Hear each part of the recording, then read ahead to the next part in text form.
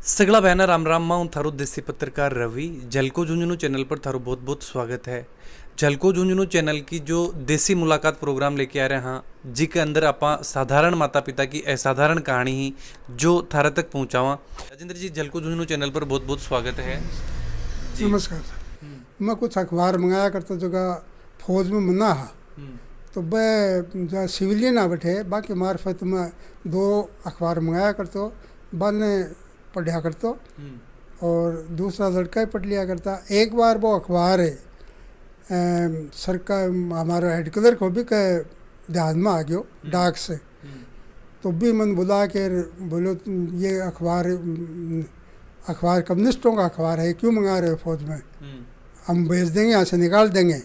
मैं बोले जी मौज ही हो जाए मेरा ठू निकाल दो तो बोला इससे इनको मतलब तो जानो चाहेंगे मैं, हाँ तो बोले दूसरे तरीके से जाओ आवेदन करो ये अखबार से तुम्हें सज़ा मिलेगी। फिर ऐसा करके वो अखबार वहाँ बंद करा दियो और 5 साल में बाद में मेरा डिस्चार्ज 2-3 बार रिजेक्ट हुआ लेकिन बाद में मैंने भेज दियो और मैं उड़ा आ गया 72 में। बे दौर में डाक विभाग में क्लर्क की वैकेंसी निकली और डाक विभाग में सीधा मेरिट से भर्ती होती, तो मैं आवेदन कर दियो और मेरिट में मेरे याद है कि सबसे टॉप पर मेरा ही नाम हो। डाक खाना जगह अपॉइंटमेंट हो उसमें सभी ऊपर मेरे नाम हो और मैं डाक खाना में क्लर्क बन गया।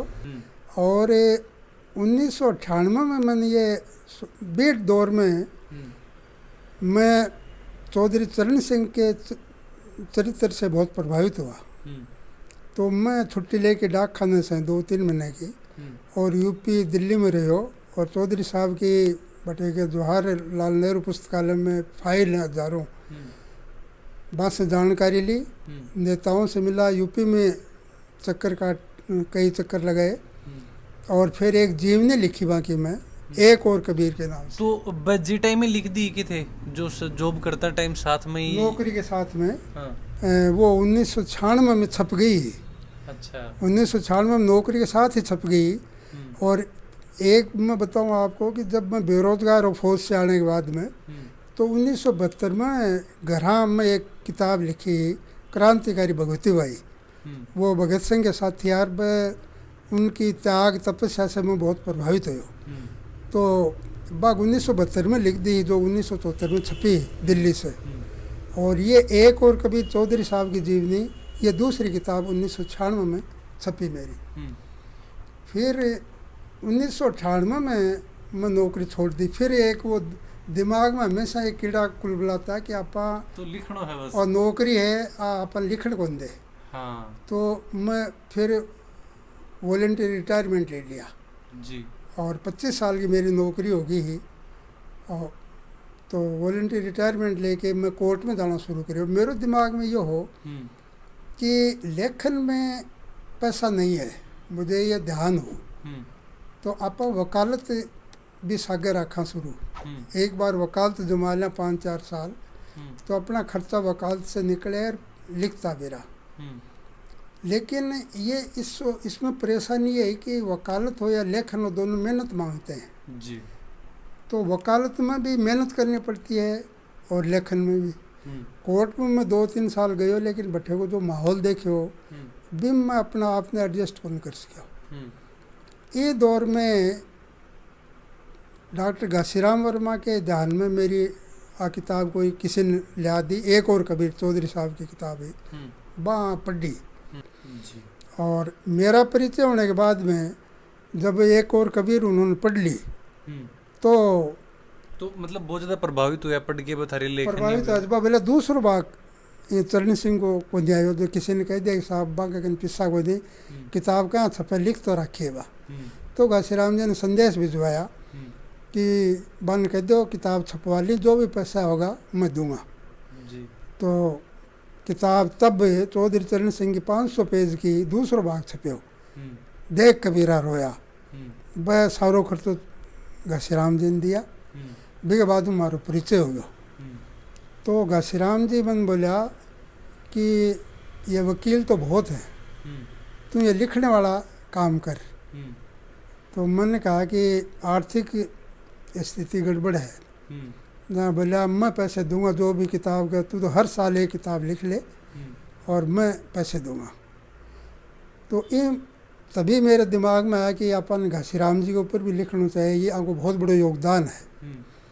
तो मैंने कहो कि मैं साहब थारे पर अभिनंदन ग्रंथ, ये 74 साल का हो गया, 21 साल की बात है, कि थारो हीरक जयंती समारोह मनाऊंगा और अभिनंदन ग्रंथ में तैयार करूँगा।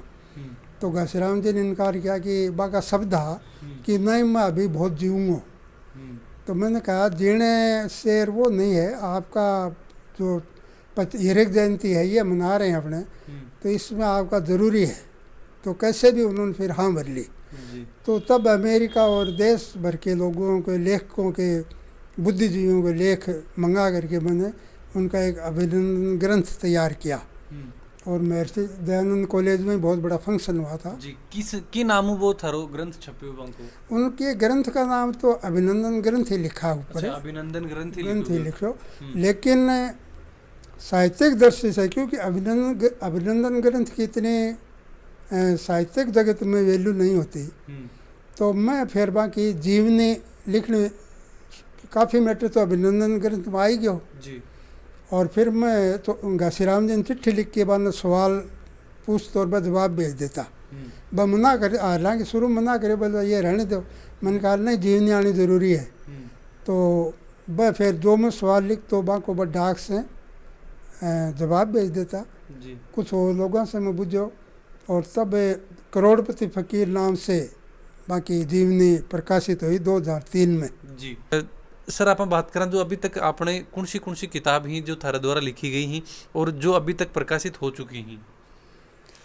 जहाँ मैं बताया कि सब पहले 1972 में क्रांतिकारी भगवती बाई के घर पर ही बैठ के लिखी जी।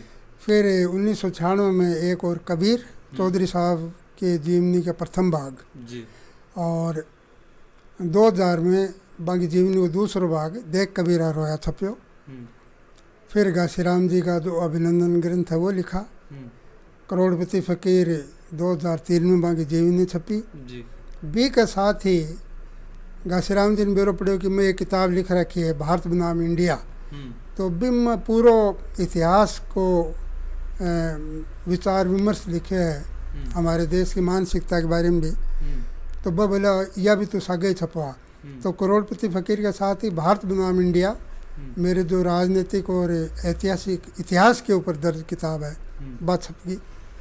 फिर वह बोला तू कोई भगत सिंह पर किताब लिखी। मैं 2-3 साल टालते रही हो, लेकिन वह बोले नहीं लिखो, ये बच्चों के लिए बहुत ज़रूरी है, पढ़ने के लिए, विद्यार्थियों के लिए। तो फिर मैंने भगत सिंह के ऊपर एक किताब लिखी, भगत सिंह की जीवनी व्यक्तित्व और विचार जी। ये 2007 में छपा। बी दौर में मैं घासीराम जी, मेरे दिमाग में यह है कि घासीराम जी से पैसे कम से कम लिए जाए। तो मैं 2006 में मेरा उपन्यास छपा नहरा पहाड़ बोलता, जो झुंझुनों के इतिहास के ऊपर आधारित है। और ये मैंने अपने खर्चे पर ही छपाया। ये बहुत लोकप्रिय हुआ और झुंझुनों में इनको विमोचन सुमित्रा सिंह जी हाँ तत्कालीन विधानसभा अध्यक्ष और शिक्षा मंत्री घनश्याम तिवारी जी ने सामुदायिक विकास भवन में इसका विमोचन किया जी। और मेरे याद है कि जगह दिन घनश्याम जी बहुत प्रभावित हुआ, क्योंकि घनश्याम जी ने मैं किताब पहले भेज दी कि भाई मैं बोलूँगा किताब पर, तो पहले भेज दें। तो मैं पहली किताब भेज दी। तो वह आपके भाषण में बोला कि भैया किताब में पूरी पढ़ी है, नहरा पहाड़ बोलता आर्यो राजेंद्र है, यो तो एक गड्ढेड़ो मतिरो निकलो आया करके वहाँ एक मजाक से भी करो। और ये नहरा पहाड़ बोलता बहुत लोकप्रिय हुआ। इनका 3 संस्करण झुंझुनों में छप चुका और लोगों ने बहुत पसंद किया। चिट्ठी आई इस जी। बी के बाद में नहरा पहाड़ के बाद में लोगों ने शहर के सेठों ने ये कहा कि डॉक्टर जीवनचंद जैन पर किताब छपनी चाहिए, आप लिखो। तो मैंने कहा कि मैं लिख तो दूंगा, इसका खर्चा कौन वहन करेगा? बोले मैं कर दूँगा। मेरे भी दिमाग में ये था कि जो अच्छे समाज में व्यक्तित्व हैं, जो अच्छे आदमी हैं, समाज की सेवा कर रहे हैं, उनका उनकी जीवनी जरूर आनी चाहिए समाज के सामने।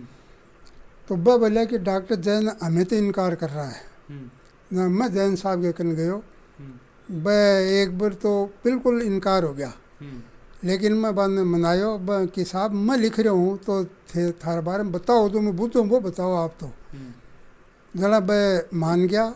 हर दितवार में बांगा कन जातो सुबह और दिन में रहतो, और जो मैं पूछतो वह बताता गया जी। तो इस तरह जीवन बड़ा कुंदन किताब तैयार हुई। लेकिन छपने के टाइम एक में भी थोड़ी समस्या आ गई, क्योंकि जो सेठ लोग आगे होया कि मैं बहुत बड़ा फंक्शन करांगा, 10 लाख रुपया खर्च कर देंगा, बन किसी वजह से डॉक्टर जैन ने पसंद नहीं किया। और वह जैन साहब का फ़ोन आया मेरे को कि भाई अंत तो हटाओ और ठीक नहीं है। अब जैन साहब की ये इच्छा ही तो ना भी कोई कर सको, लेकिन एक बहुत बड़ी परेशानी हो गई कि आपा आ किताब क्या लिखे जाएगी, क्या फंक्शन होगा। तो फिर दिमाग में यह हुआ कि छोटो भाई प्रेस है, कस्बा प्रेस, तो बिन में तैयार कर लिया कि भाई वो किताब छपाएगा, पिसा कौन लेगो। और बिंदु सर के सेठ रामनारायण केडिया के आयड़ा आबाकन में गयो कि सेठ जी थाने 1000 आदमी खाने की व्यवस्था कर लिए है, जैन साहब को फंक्शन होगा।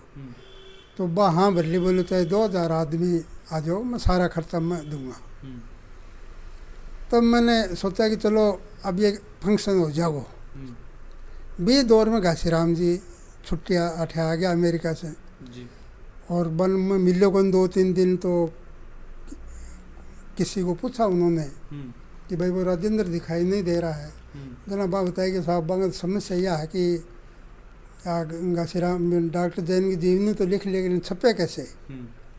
और बन सेठा ने जैन साहब मना कर दियो, जहाँ बोलो उसको चिंता है मत, बोलो कि चिंता नहीं करे, पूरा पैसा मैं दूंगा। कौन सी सन की जो आप बात कर रहे हैं, कौन सी सन में जो बुक छपी है? ये सितंबर 2006 में। 2006 में भी के बाद में और जो आप बात कर रहे हैं, मैं थाने बताया कि भगत सिंह की छपी।